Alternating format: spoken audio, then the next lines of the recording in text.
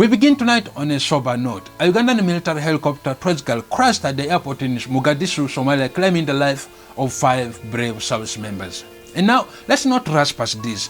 These were sons, brothers, possible fathers, African heroes lost in the line of duty, far from home, serving under the African Union mission.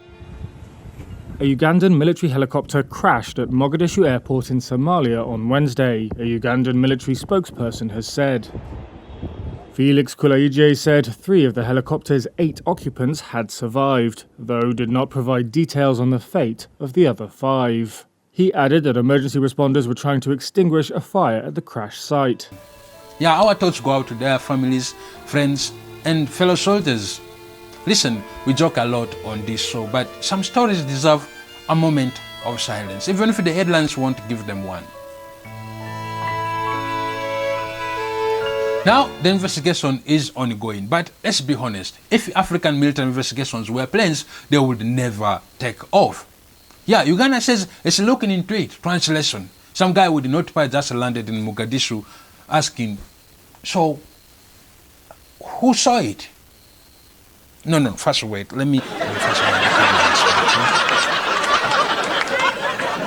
Let's just hope this isn't filed next to the mistreated explosions and the case of missing fuel budget. And to African Union, maybe less summits and more spare parts? Yes? Yes?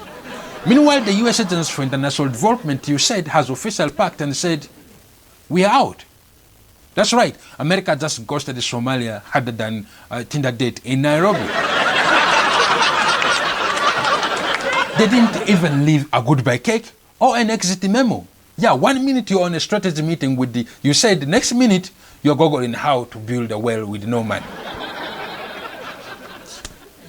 And the official reason, operational challenges. That's the diplomatic code for it's hot, it's hard, and no one clapped for our PowerPoint presentation.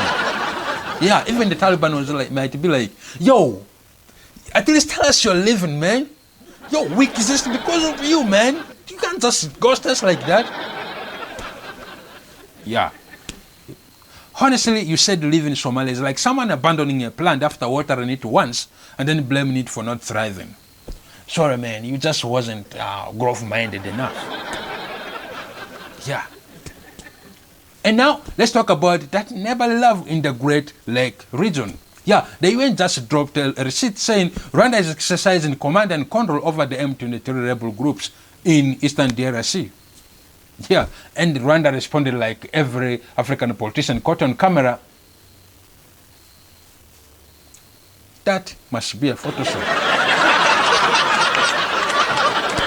Yeah, you know, they always say we are not involved. While the rebels are out here dressed in uniform, carrying weapons and waving at Rwandan drones like, hey boss, we're on the schedule. Yeah. The Congo are furious, and rightful so. You know, it's like inviting your neighbor over for a tea and then realizing he's building a tunnel under your living room. Yeah, even the rebels are confused. Wait, are we Rwandan or Congolese today? Okay, let me check with the command. If the Great Lakes were a family, Rwanda and the DRC would be the twins who still fights over who gets to hold the TV remote. Except the remote is the gold and the batteries are made of uranium.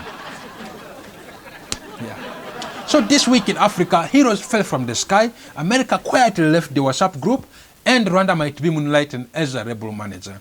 I'm your host Gilbert, and this has been Let Feed Africa. Thank you for watching, and please do not forget to subscribe if you haven't. Thank you.